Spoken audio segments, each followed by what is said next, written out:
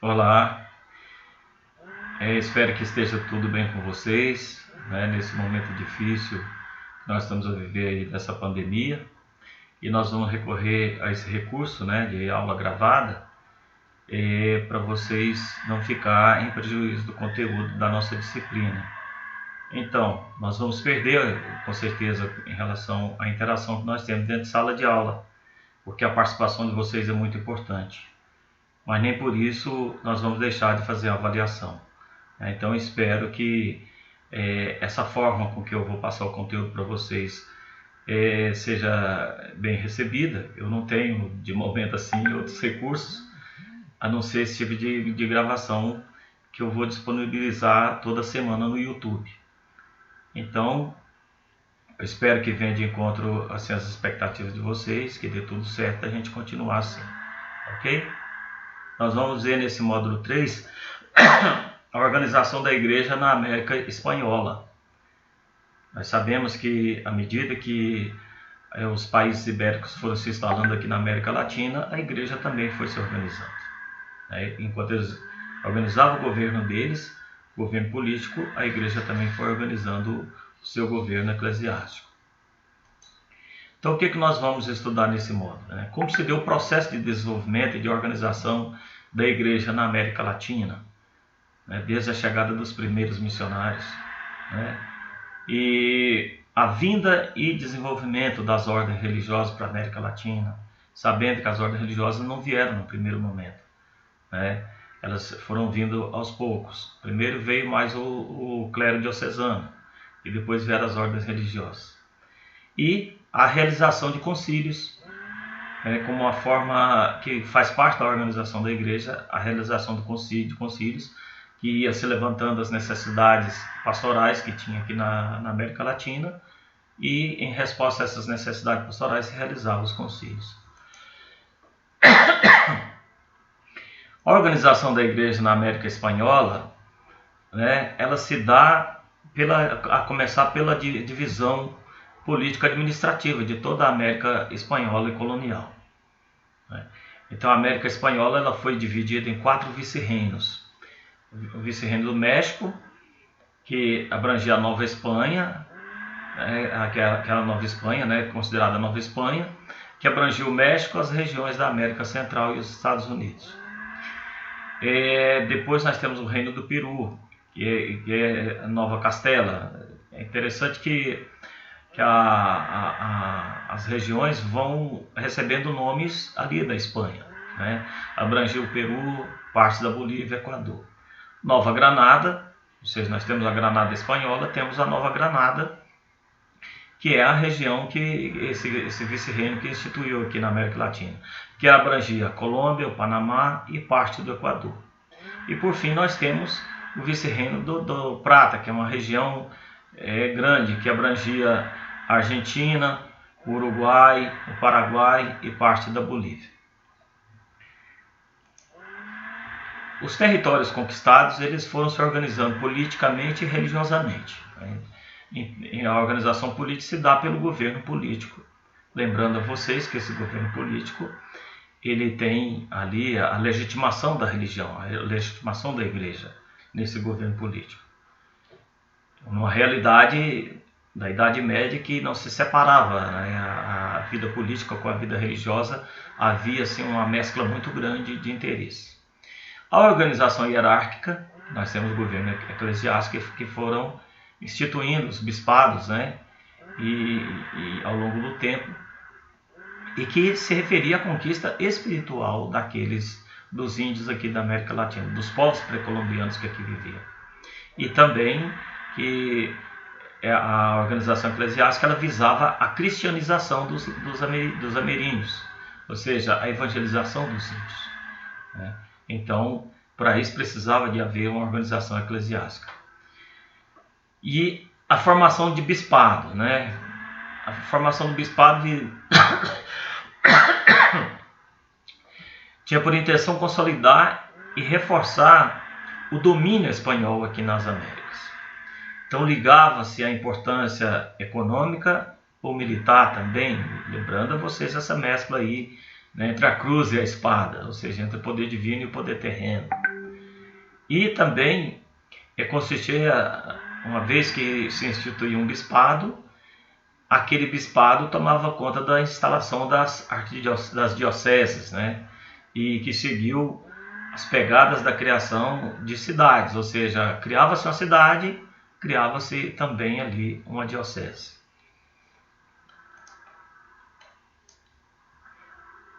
A organização da igreja na América se dá através de um processo muito amplo, em primeiro momento pela organização hierárquica, ou seja, o governo eclesial, e depois a organização pastoral.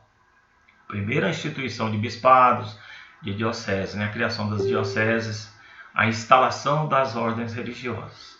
E depois a organização pastoral, que a partir das demandas que iam surgindo aqui na América Latina, realizava-se concílios e sínodos provinciais. Na realidade, esse processo de organização na América Latina significou um transplante da Igreja Católica Europeia para o Novo Mundo. Ou seja, a maneira que se funcionava a Igreja Católica lá na Europa, um país já bastante lugares já bastante civilizados, países bastante civilizados, transplantou isso para cá.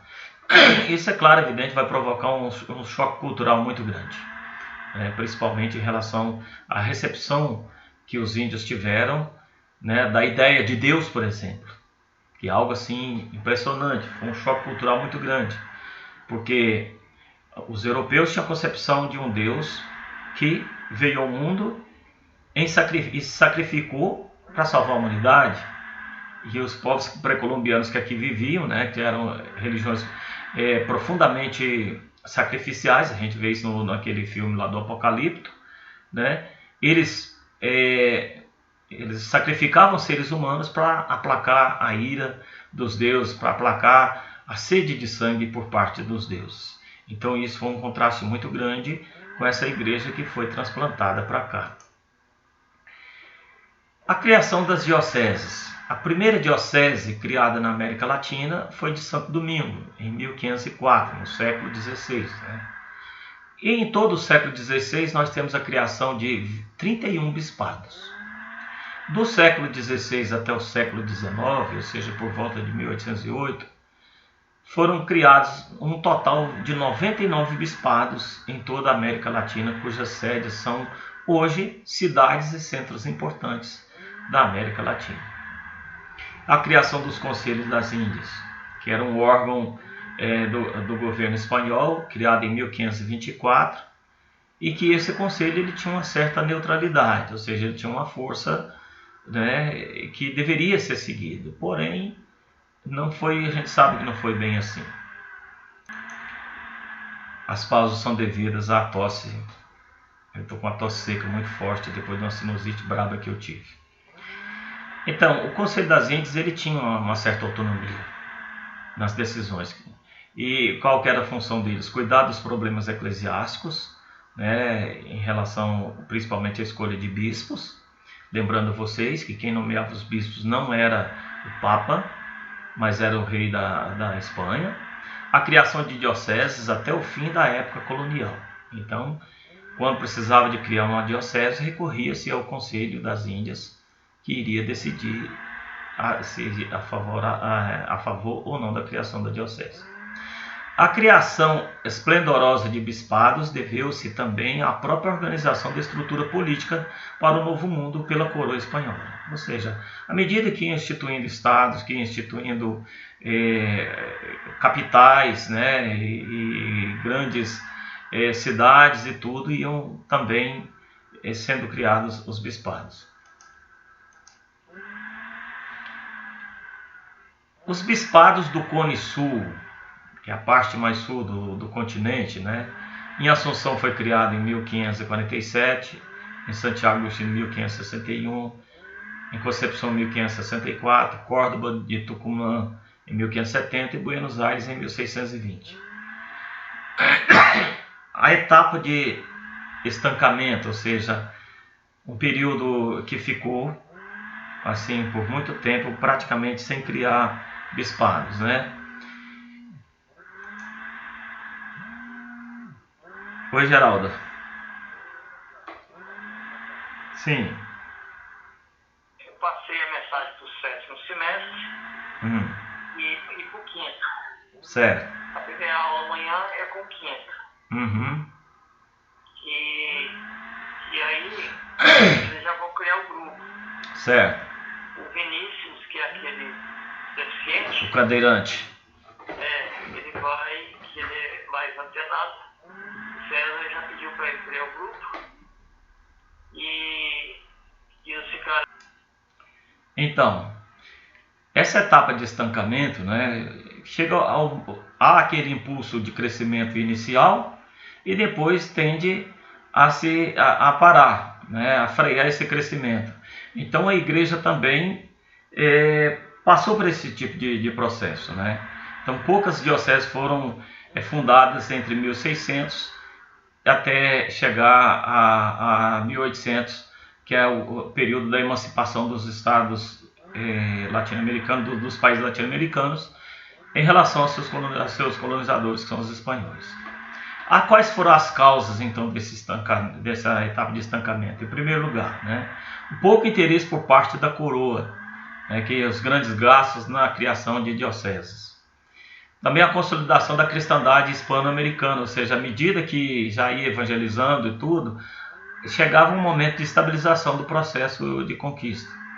Ou seja, a religião foi muito importante no momento da conquista, mas depois que já fez com que os índios ficassem subservientes, já não tinha tanto interesse mais da igreja para ajudar os conquistadores. A conquista territorial e a conquista espiritual se dá como fato consumado, né? Ou seja, não havia tanta necessidade assim de submeter os índios, porque a maioria deles já haviam sido submetidos. Então a preocupação maior é manter e conservar tudo que já havia sido conquistado e construído.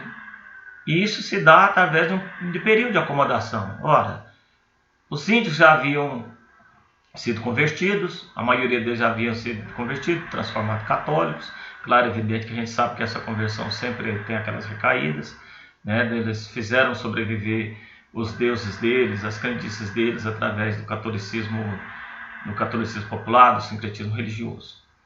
E também as vacâncias que ia acontecendo, né? A longo tempo, a ausência episcopal das dioceses. Ou seja, um bispo morria e chegou aquele momento ali da emancipação dos países, não tinha outro bispo para poder ocupar o lugar daquele que morria. Não tinha. Então isso também freou, né, o crescimento. E o deslocamento de interesses, ou seja, da evangelização para as universidades. Ou seja, num dado momento, para o Estado foi muito mais importante investir em universidades do que propriamente investir na organização eclesiástica. A vinda das ordens religiosas aqui na América Latina, né, foi muito importante. Porque, lembrando a vocês, na conquista estiveram ali o clero diocesano, os padres seculares, aqueles padres que não estão vinculados à ordem religiosa e aqueles religiosos, aqueles sacerdotes que estavam vinculados às ordens religiosas. Então as ordens religiosas fizeram parte do processo de colonização, evangelização e organização da igreja. Então nós temos aí destaques aí dos franciscanos, dominicanos, agostinianos, mercedários e jesuítas. Os franciscanos chegaram na ilha de Santo Domingo em 1493, na segunda viagem de Cristóvão Colombo. E ali se criou a primeira província franciscana, né, fundada em 1505, as Antilhas. Décadas seguintes, vários grupos se aportaram em diversas regiões da América Central, Cuba, Porto Rico e Jamaica, e que se dava início ali a um processo de conquista e colonização, né, sobre a égide da coroa espanhola, e junto a esse processo de conquista e colonização estavam também os franciscanos. E a preocupação missionária leva os franciscanos a criarem conventos, seminários e colégios missionários. E a formação também dos missionários para outras regiões e para colégios que acolhiam e educavam os jovens da elite asteca. Então veja bem, a preocupação da formação. Ao mesmo tempo que a escola formava os missionários, formava também os filhos né, daqueles que tinham dinheiro para pagar, né, o estudo para os seus filhos. O destaque se dá nesse processo de formação, né, o Colégio Santa Cruz de Tlatelolco, no México, né, criado em 1536, que ensinava música, latim, retórica, lógica, filosofia e medicina. E tinha à frente, né, como um dos fundadores, esse Frei Bernardo de Sahagún. No México se tornou um terreno fértil para as experiências evangelizatórias, que foram 60 franciscanos que foram para lá em 1536 e 380 em 1539 e em torno de 1000 no final do século. Então, bastante franciscanos foram para essa região do México. A nova fase de atuação dos franciscanos, né, o que é o chamado de utopia franciscana, o sonho franciscano de estabelecer aqui uma cristandade aqui na América Latina, né, o mileranismo franciscano. Se dá início em 1524. Vieram para cá um grupo de 12 frades, os doces frailes, né, que eram chamados, né, chegam ao México, juntam-se aos de Hernán Cortés, que haviam chegado em 1519, na primeira leva de frades franciscanos, e distanciam do projeto de conquista e colonização. Essa é a tendência natural das ordens, ao se instalar aqui. E eles vão implantar um novo modelo de evangelização, né, que é ordenado e metódico, inspirado na utopia messiânica dos 12 apóstolos. Então, o número 12 vai sugerir uma mística apostólica, que é a Igreja dos Apóstolos, né, e que se dá pelo envio e pregação da Boa Nova. Então, já se distanciando do projeto da conquista e colonização, que queria uma domesticação massiva dos índios. Esses frades pregam um utopismo messiânico, acreditando que na América realizariam o ideal de São Francisco e com os índios criariam uma nova cristandade. Então, no cerne dessa utopia estava o sonho de uma igreja identificada com os mais pobres. Claro e evidente que a vocação, a espiritualidade franciscana era de pobreza, então naturalmente essa identificação com os mais pobres.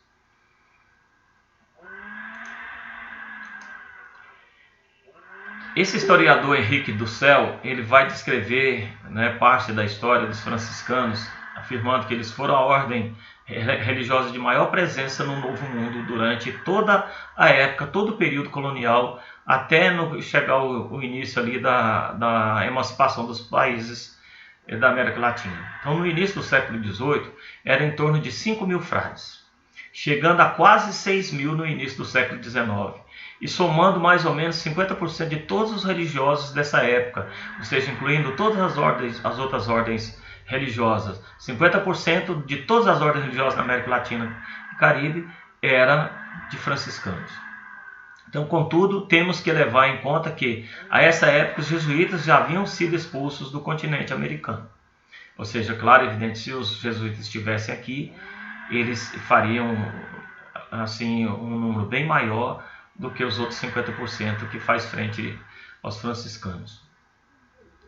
A ordem dos dominicanos, a chegada deles se dá na Hispaniola, né, que é uma cidade de Santo Domingo, em 1510, e tem destaque aí para Pedro de Córdoba e Antônio de Montesinos.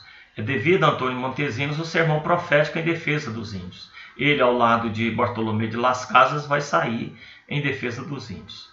E vai dizer que todos estáis em pecado mortal, e nele viveis e morreis por causa da crueldade e tirania que usais com essas gentes inocentes, ou seja, as gentes inocentes, os índios. Dizei com que direito e com que justiça tendes em tão cruel e horrível servidão esses índios. Que é esse sermão dele, datado de 1511. Então ele vai sair ali em defesa dos índios. Primeiro ele e depois, mais tarde, vem Bartolomé de Las Casas.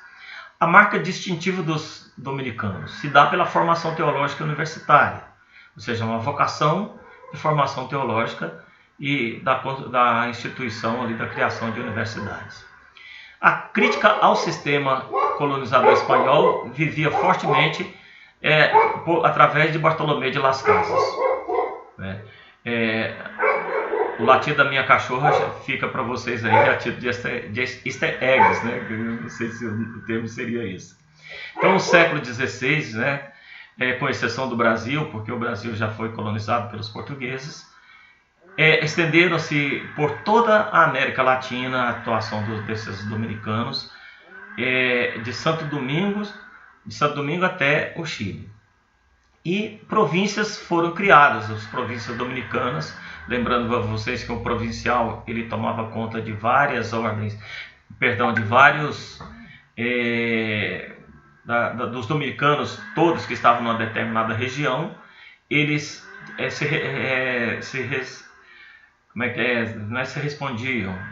reportavam ao provincial. Então, vamos supor que fossem 30 cidades que estavam espalhadas os dominicanos, se tivesse 10 províncias, né, nas mãos de 10 províncias ou 5 províncias. Então, em 1530 é criada a primeira província dominicana em Santo Domingo. Em 1532, cria-se a segunda província no México. Até o final do século XVI, 6 províncias foram fundadas no território latino-americano. Lembrando a vocês que a província fazia parte do governo eclesiástico em relação às ordens religiosas. Os agostinianos, que eram considerados os eremitas de Castilha, na Espanha, eles chegam na América Latina, na Nova Espanha, em 1532. Em 1551, chegam 12 monges em Lima. Em 1562, chegam a Chuquisaca, espalhando-se por toda a região de Cochabamba. Em 1575, instalam-se em Quito e vira província em 1576. E vão expandir-se até a Santa Fé de Bogotá, com a criação da província em 1596. Em 1595, chegam ao Chile, no extremo sul, e iniciam a missão a partir de Santiago do Chile. Um detalhe importante, os agostinianos não fizeram parte do projeto de evangelização do Brasil na época colonial.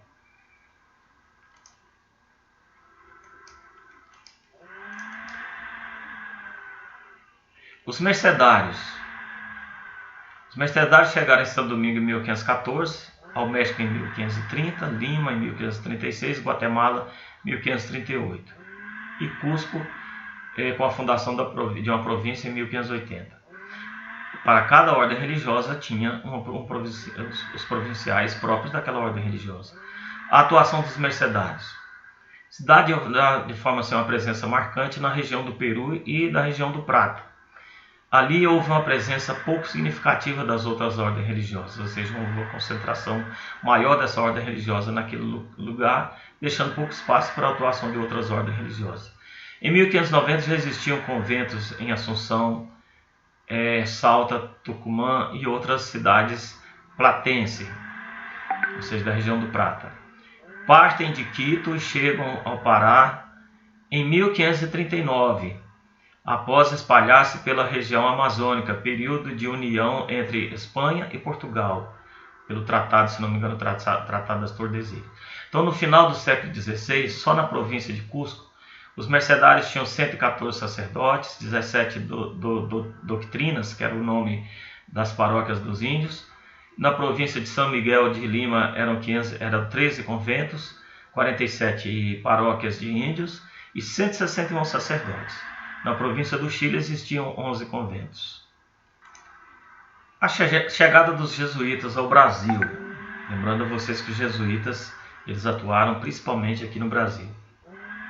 Então, a porta de chegada dos jesuítas na América Latina foi o Brasil. Eles chegaram com a armada do governador-geral Tomé de Souza em 1539. Lembrando vocês que a armada era o conjunto de todos os navios que tinha, né, como ali o chefe maior, essa armada de Tomé de Souza. E encarregados de uma empresa missionária lusitana, ou seja, uma missão missionária dos portugueses aqui, né, nessa parte do continente. Coube a Manuel da Nóbrega, né, ser o superior dessa missão, chefiar essa missão dos jesuítas aqui na América Latina. A chegada dos jesuítas à América Espanhola vai se dar em 1566, com 20 missionários que vão até Lima, no Peru. E vão se expandir em 1576 para Cusco e regiões de Juí e Lago Titicaca, né, chegada ao México em 1572. E a Missão do Paraguai, que foi fundada em 1588. Funda uma nova província em 1607. Em 1624 chegam até Quito. É chato esses dados assim, né, de estatística, mas é interessante para a gente saber mais ou menos como se deu, né, a expansão das ordens religiosas aqui na América Latina. Depois dos franciscanos, os jesuítas foram a maior ordem religiosa presente na América Espanhola, desde o início de 1700 até o momento da expulsão em 1767, deflagrada pelo rei Carlos III. Isso na América Latina, foi esse rei que expulsou os jesuítas. Por parte aqui do Brasil, coube ao... Meu Deus do céu, agora eu não me lembro mais o nome do homem lá em Portugal. Depois, no momento certo, a gente lembra.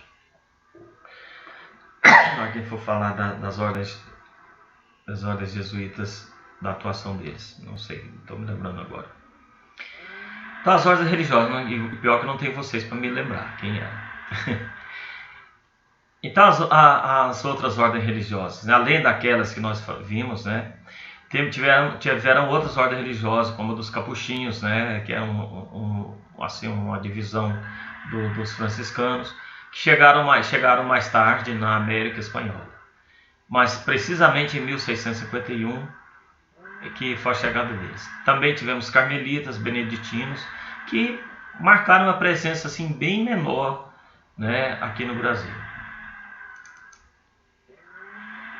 As ordens religiosas femininas, lembrando a vocês que na Idade Média as mulheres não contavam muito. O problema do patriarcalismo e tudo, as mulheres não tinham muito lugar assim, né, na hierarquia, não tinha participação da hierarquia da igreja, e no governo da igreja elas não participavam, então elas tinham um trabalho mais de assistência. Então a presença das ordens femininas na América é bastante controversa, porque afirma-se que chegaram bem mais tarde na América Espanhola, no final do século XVI e início do século XVII. Qual o motivo? Em função da situação e condição da mulher na sociedade da época. Uma sociedade balizada em um perfil machista, racista e discriminatório. Olha, veja bem, no momento da conquista, se traz freiras para cá, quantos estupros não poderiam acontecer? Aqueles soldados distantes ali das suas famílias, distantes das suas esposas, também não era momento, por isso também um agravante para chegar mais tarde. E não admitia o ingresso de negras e índias nos conventos. Ou seja, ainda tinha essa questão étnica também. A ordem das congregacionistas. Elas fundam a primeira casa religiosa na Nova Espanha em 1540. A fundação dos conventos. A ordem das concepcionistas, que foi a primeira casa religiosa na Nova Espanha, né, em 1540, depois vieram outros conventos. Entre o período de 1540 e 1811, em torno de 57 ordens femininas nas colônias espanholas. Na cidade do México, havia 22 centros monásticos femininos por volta do ano 1800. Apesar de a mulher se encontrar em uma condição social e eclesiástica desfavorecida em relação aos homens, ou seja, havia uma centralidade muito grande dos homens em função do clero, do que o clero podia realizar e as mulheres não, né? Mesmo assim, houve mulheres como Santa Rosa de Lima, terciária dominicana, e Mariana de Jesus Paredes, de Quito, que foram exemplo de vida cristã feminina leiga. A mulher branca tocava-lhe ser ama de casa, alienada ao marido dominador, ou beata junto a algum claustro masculino. Então, aquelas que não queriam entrar para os conventos tinham outro destino. A organização pastoral da igreja. Em primeiro lugar, a organização hierárquica da igreja, né? A instalação das paróquias, de bispados, né? A instalação das ordens religiosas masculinas e femininas. Agora nós vamos ver a questão pastoral, à medida que iam surgindo necessidades no pastoreio, eram convocados os concílios e sínodos providenciais. E esses concílios e sínodos providenciais foram realizados desde 1551 na América Espanhola. Projetaram uma nova cristandade nas Índias, ou seja, uma leitura da cristandade europeia contextualizada aqui na América Latina. Então, a prática conciliar e sinodal, ou seja, a convocação de concílios e sínodos, tornou-se o modelo da tradição, que era o modelo da tradição do catolicismo da velha Espanha, que foi transplantado para cá, ou seja, o mesmo modelo europeu que se deu de organização de igreja e tudo, também se dá na forma da organização pastoral. Só que contextualizando aqui com a realidade latino-americana. A adaptação do mundo americano, às necessidades pastorais e reformas tridentinas. Ou seja, ao invés, dizendo para você da contextualização no sentido inverso. Ao invés da igreja se adaptar ao contexto latino-americano, essas ordens religiosas, que se instalaram aqui junto com o clero e tudo, fizeram com que os índios, os povos que aqui viviam, se adaptassem à igreja. Daí o problema que houve da deculturação, ou seja, de desconsiderar a religião dos povos indígenas. O Concílio de Trento impulsionou a reforma e a organização da igreja na América Latina e inspirou também a elaboração de uma nova pastoral missionária, mesmo sem a participação dos bispos locais. Ou seja, aqui foi decidido ali no Concílio de Trento, deveria haver uma recepção aqui na América Latina. A forma com que se deu isso foi da forma europeia. Repito, a adaptação dos índios a essa realidade nova. O índio na América, qual foi o protagonismo do índio? Foi o que realmente moveu e impulsionou a realização de concílios e sínodos na América entre os séculos XVI e XVII. Era considerado novo cristão, porque eram batizados, e enquanto pagão deveria converter-se à fé cristã. Ou seja, não só precisava de cuidar daqueles que eram batizados, como também da conversão daqueles que eram pagãos, que ainda não haviam abraçado a fé cristã. Então o homem americano cria uma nova situação para o cristianismo do século XVI. Os missionários e a hierarquia eclesiástica tiveram de pensar novas soluções para uma realidade totalmente nova, em nada igual à da Europa. Que não bastava querer adaptar os índios à igreja, não era só isso. Os índios tinham uma dificuldade muito grande de aceitar a religião europeia, arraigado que eles estavam com os costumes deles religiosos e culturais, e que a religião europeia passava uma borracha em todo o seu passado histórico, e não era fácil lidar com os índios. Havia sempre recaídas, recaídas aos antigos deuses deles. Então os concílios provinciais, que eram realizados a nível de província, que era a forma de organização eclesiástica que tinha, as ordens religiosas iam se instalando em cidade por cidade, e tinha que ter um superior, que era um provincial, ao qual eles deveriam se reportar. Então os concílios provinciais foram realizados entre 1551 e 1774, em Lima e a Cidade do México, na sua maioria, mas também houve a realização de concílios provinciais em La Plata, Santo Domingo e Santa Fé. Esses concílios expressam a preocupação com o índio e com os destinos da evangelização aqui na América Latina, além da organização e consolidação da igreja local. O período de quase estagnação que acompanhou a realização desses concílios provinciais se deu entre os séculos 17 e 18. Os concílios são menores, são menos frequentes, sinal de estabelecimento e acomodação ao sistema colonial. Ou seja, uma vez que os índios já se adaptavam ao sistema colonial, não havia tanta necessidade mais, não tinha tantos problemas assim que suscitasse a necessidade de uma reflexão em nível pastoral para dar respostas a essas demandas que surgiam dentro da igreja.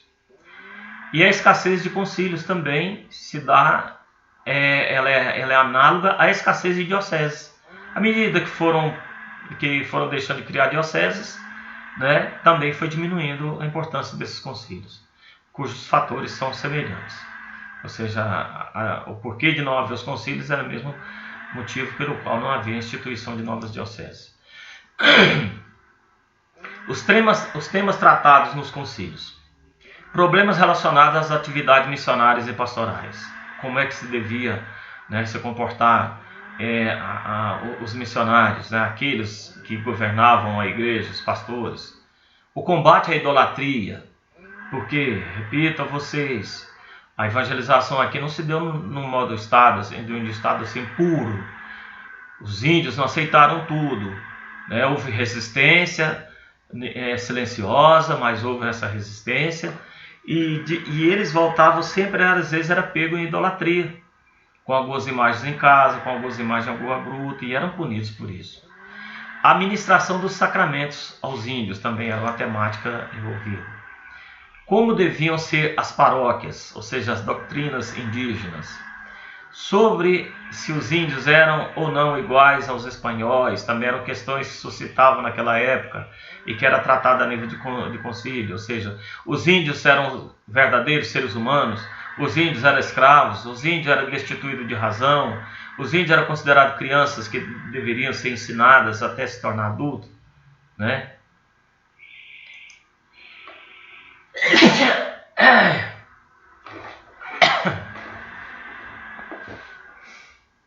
Cada espirro desse é terrível.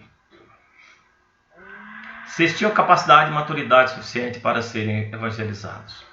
Se poderiam ser cristãos, de fato cristãos, mas aí tinha aquele problema. Como cristão não poderia ser escravo. Se os índios e mestiços poderiam ou não receber o ministério ordenado. Se naquela época tinha dificuldade em relação a isso, na América Latina, tirando aqui o Brasil, a maioria dos sacerdotes são indígenas. A maioria deles. E sofre sobre as reformas do clero.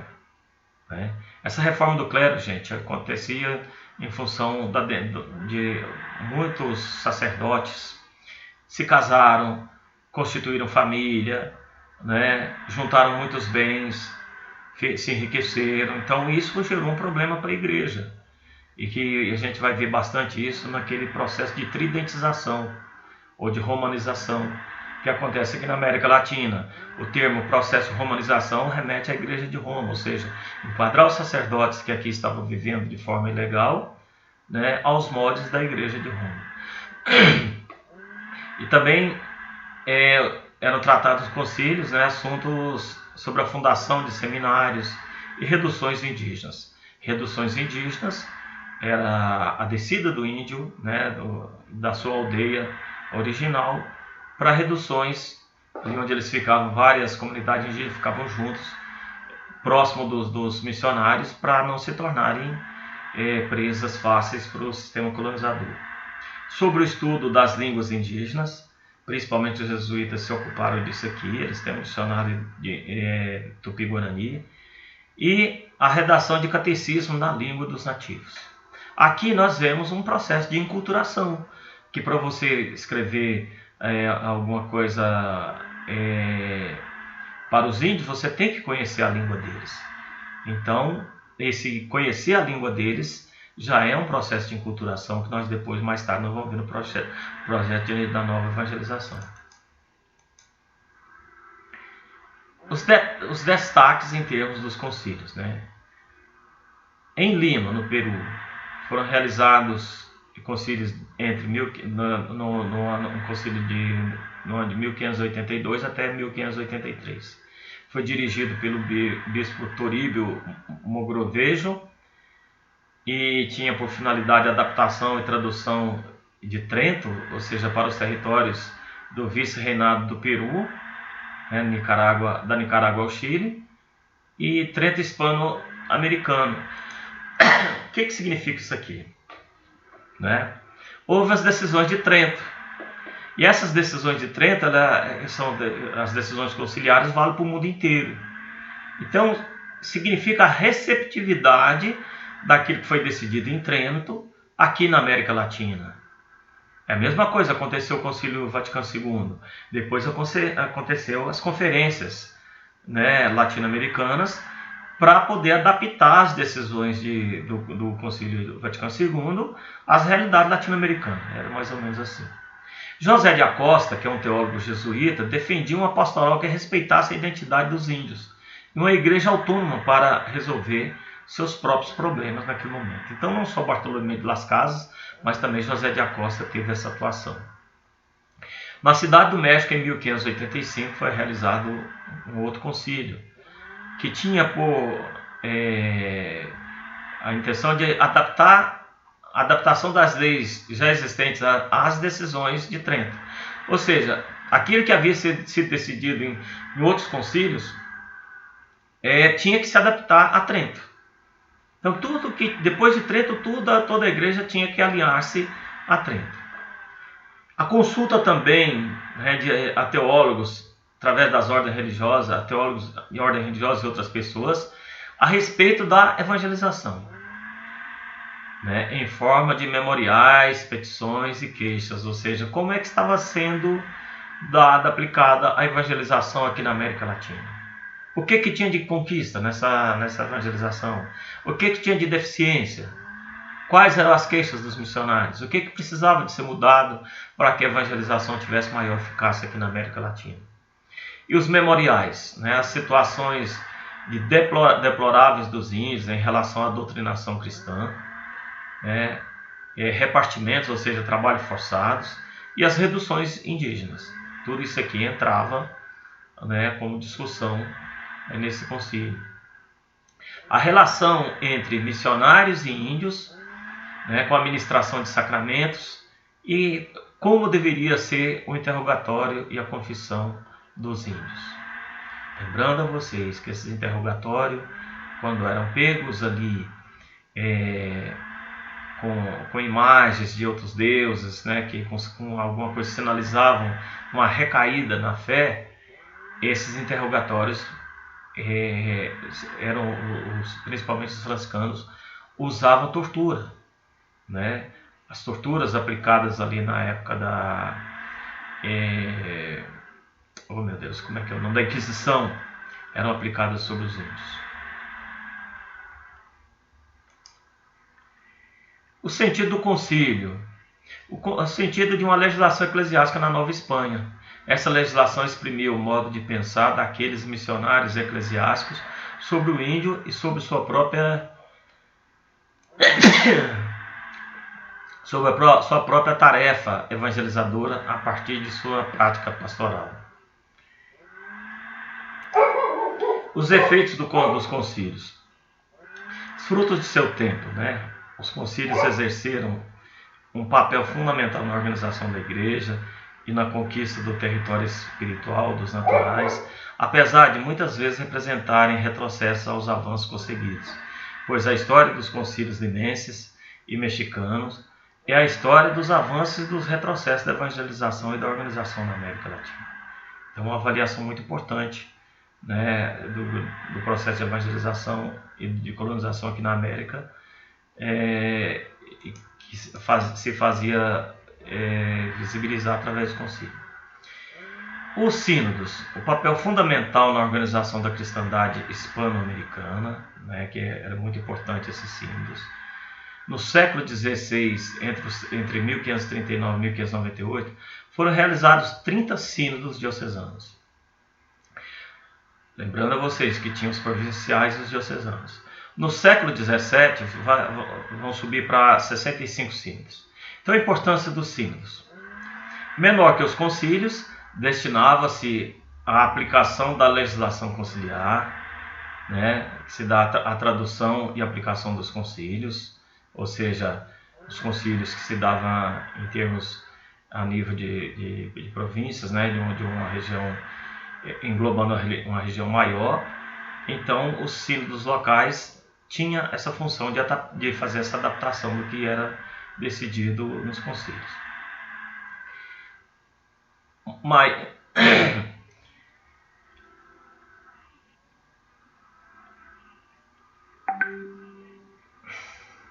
Então, retomando, a importância dos sínodos, né? Eles tinham uma menor ou maior importância em relação aos concílios.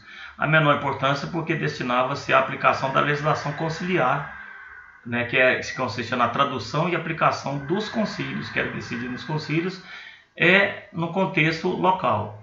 E se tornava maior do que os concílios porque tomava decisões aplicáveis a uma área particular específica.